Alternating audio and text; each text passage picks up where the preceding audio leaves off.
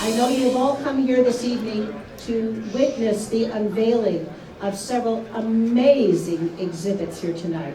So I ask your indulgence to please pay attention as we have these unveilings tonight. There's so much exciting information we're going to share with you, and I wouldn't want you to miss any of it. So, to begin with, I would like to introduce some friends of the Hollywood Museum, the folks, the artists, the collectors who helped create these exhibits tonight. The artists who worked so hard to create what you are going to see. We have Greg Moreo is here tonight, Kelly Mark Del Cambre, Jim Sherrard, and our own Steve Michelmo, who just introduced me. Thank you, Steve. In addition, we have some city officials with us here this evening. We have our council member, Mitch O'Farrell, and his crew. We have Dan Halden, who is the director of the Heart of Hollywood. Dan, say hi. And we have Sean. Now, Sean is a very interesting young man, and I'm going to tell you, he has taken over the position of Director Deputy of Hollywood. We're thrilled to have them. Additionally, we have Eva Bitar from the Mayor's Office. Hi, Eva, how are you? I know you're out there. And thank you. Wonderful. Additionally, we have Rana Godbon here tonight, who is our new president and CEO of the Hollywood Chamber of Commerce. And we are thrilled tonight to have the recently retired president and CEO of the Chamber of Commerce of Hollywood, Laurent Gundler, and his wife, Audrey. Yes. Welcome.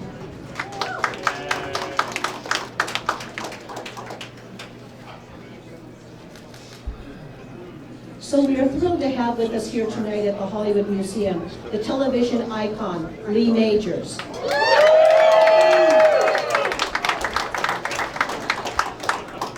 As you all know, Lee has starred as Heath Barkley in the television Western series, The Big Valley. And starred as Colonel Steve Austin in the TV science fiction action series, The $6 Million Man. And once again, he starred as Colt Seavers in the TV action series, The Fall Guy. As we all know, it's quite something to star in a hot TV series, but to star in 3 ever popular classics with tens of millions of followers worldwide is a major, oh, that's your last name, is a major thing. And we're so proud to be able to host this event tonight, to have Lee Majors here with us. And you know, for the last several seasons, you can see Lee in the international thriller filmed in the UK and Europe, Thunderbirds Are Go, where he reprises his iconic character, Colonel Steve Austin. So, ladies and gentlemen, please give a warm welcome to Lee's lovely wife, TV actress Faith Majors, and to Colonel Austin, Lee Majors himself.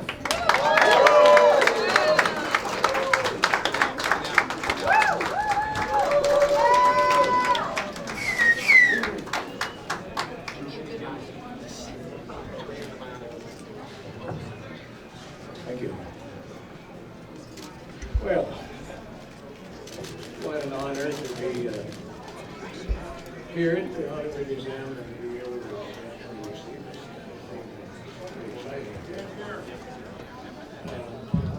You're a bit taller than me. Yeah, sure. Anyway, as I say, it's an honor to be here. I feel very honored and flattered that everybody's here. I'd like to thank Roger Neal for putting this thing together tonight, a lot of work he's done. And especially thanks to Donelle, who has worked most of her life putting her passion and hard work into bringing this museum to what it is today. And I think that was probably against her parents' best wishes at the time.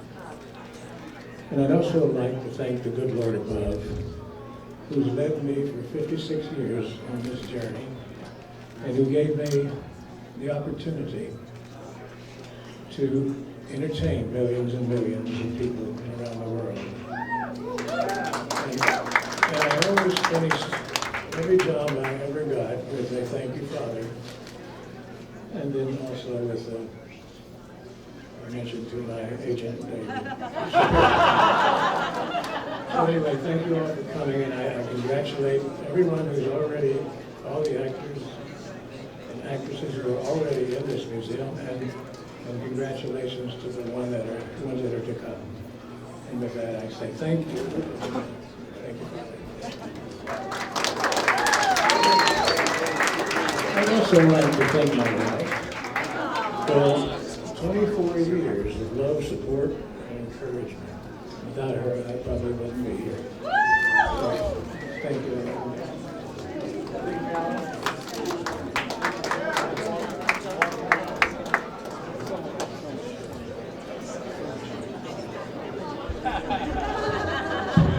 And now, let me introduce to you our council member, Mitchell Farrell, here from Hollywood to present a special proclamation to Lee Majors.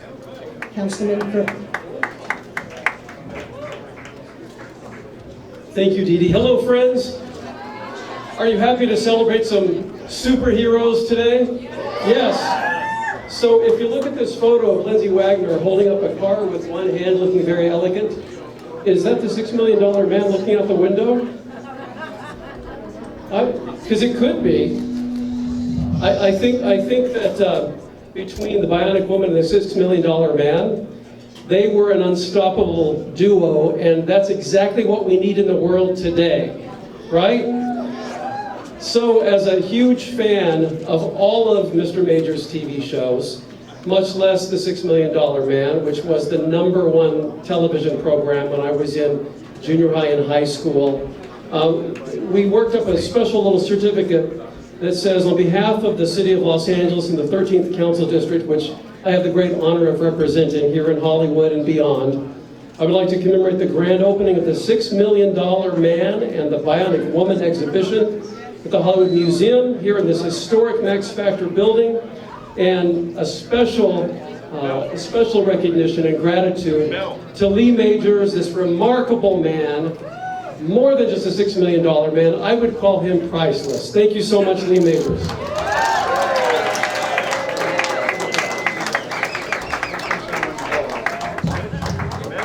Thank you so much. I'm just glad it wasn't too long.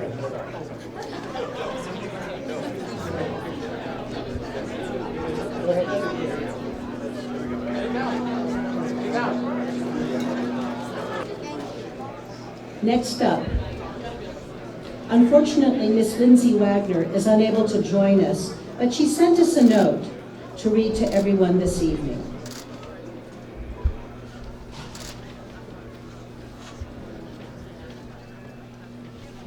And here it is. Over 40 years ago, the character Jamie Summers, fondly referred to as the Bionic Woman, literally jumped into my life. This role changed my life and helped to change the image of women across the globe. Unfortunately, my work schedule does not allow me to be there with you tonight. However, I am happy Lee will be there with you all for the unveiling of the Bionic Woman and $6 Million Man exhibit. Lee, did you notice she put her show first?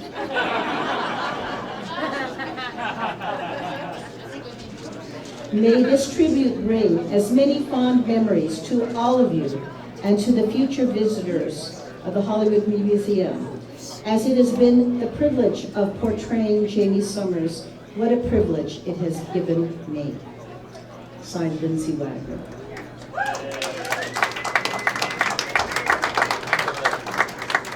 So I must tell you, we are thrilled to have here with us this evening the only star in the room tonight that guest starred on both The Bionic Woman and The $6 Million Man, Peter Mark Richmond. Hey! Right here!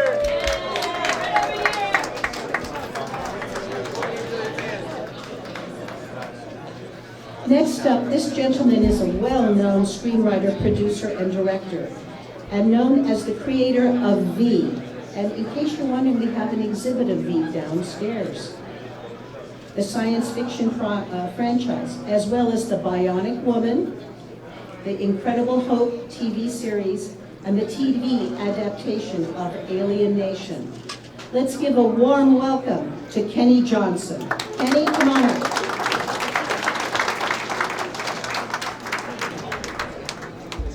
Thank you very much. It is a real honor to be here and to have been invited and to be able to see my great pal again. It's pretty hard for me to imagine that 45 years ago, my late great college chum, Stephen Bochco, we were at Carnegie, at the Carnegie Tech Drama Department together. Stephen had gotten to California before I had. And I had been back east, and I executive produced the Mike Douglas show and a few other things like that. And I came out here and said, here I am ready to make movies. And Hollywood said, no, you're a talk show producer. And I said, oh, wait. And I had to sort of start all over again. And it was Bochco that convinced me that I should try to write, because that way I could get my foot in the door a little better. And he had already gotten his foot in the door at Universal. He was a staff writer at Universal. And this was way before Hill Street Blues and LA Law and NYPD Blue and all those things. But he introduced me to his pals at Universal Studios, which included Steve Cannell, who became a lifelong friend and helpmate, and also to a guy named Harv Bennett, who was producing a show called The $6 Million Man. Right.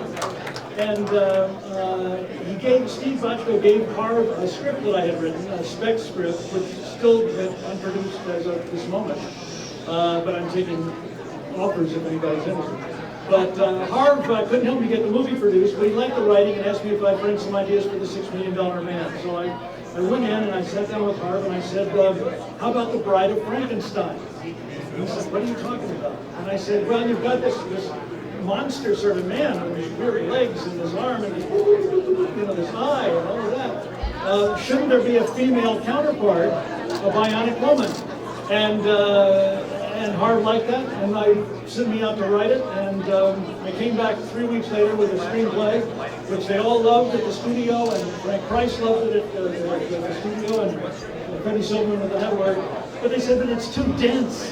And I said, well, what do you want me to cut? There's so much story. They said, no, we want you to make it longer. We want it to be a two-parter. And I said, oh, do I get paid again? And they said, yes. It was all the money I had made all that year. But I had lunch with Lindsay a couple of weeks ago, and we were talking about the fact that the show had a really profound effect on the young women in America and around the world at that time. It was the first show that really helped to empower women and to show young girls that there could be a strong female lead in a series like that. Yes, right. And it's something that really, it has really touched me a lot that we were able to do that. And interestingly also, I get a lot of emails from people around the world, women, men, children, and I also get a lot from the LGBTQ community about the Bionic Woman and why they loved Jamie Summers. They said it was because she looked one thing on the outside, but she was something else on the inside. And of all the emails and fan mail that I have gotten, that is something that has touched me the most. But it's an honor to have created something that whoever knew it was going to turn into this icon that 45 years later, people would still want to come out and say hello. And I'm grateful to you. I'm grateful to the museum here for what they've done in bringing it all together. And mostly of all, I'm grateful to be able to be standing this close to a guy that was such a great part of my career and my history, and was welcoming me with open arms when we did this Bionic Woman together on his show. And there's just nobody better than this man. So thank you all. Thanks to the museum.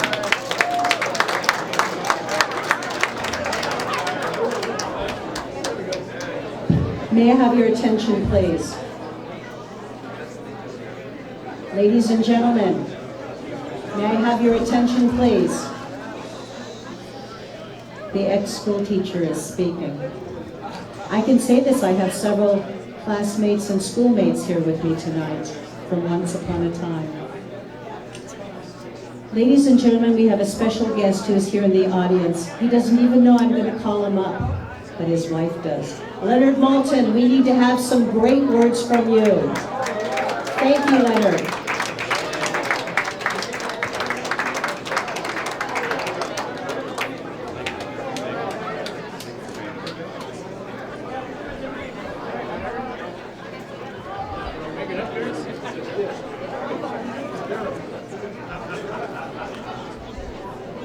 I'm very happy to be here because I love this museum. I love what Dee Dee has done, and continues to do, to celebrate the history of movies and television, the entertainment world. And when you have an evening like this, it's not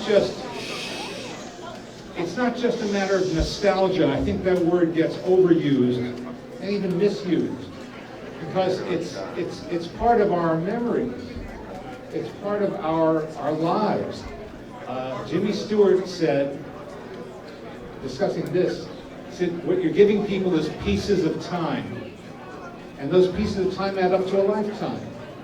And so nostalgia seems too small a word to encompass all of that.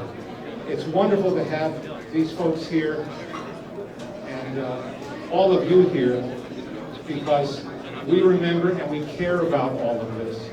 And we're never going to forget these moments they gave us. Thank you for having me here.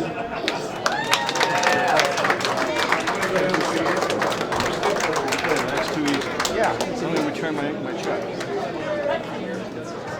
So ladies and gentlemen, without further ado, we're going to unveil the $6 Million Man and Bionic Woman Exhibit. We have caught them in the middle of a workout. Colonel Steve Austin and Jamie Summers. Now. Oh my God.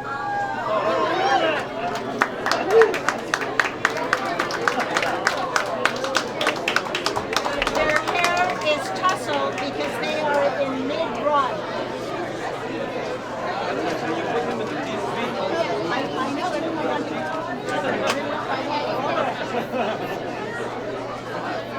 You didn't mark which one are you? I'd like to Lee, you want to get a shot of you, Donelle, and Faith right here, maybe? Where? Just right where you're at. TV cameras, are you getting it? Let me know when you have it, and we got to do photos. You're right in front of me. Oh, sorry.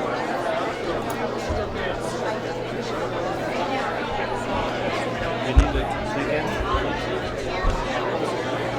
You know when you have it, TV? Hey, Ron, Yes, you need to move off the table.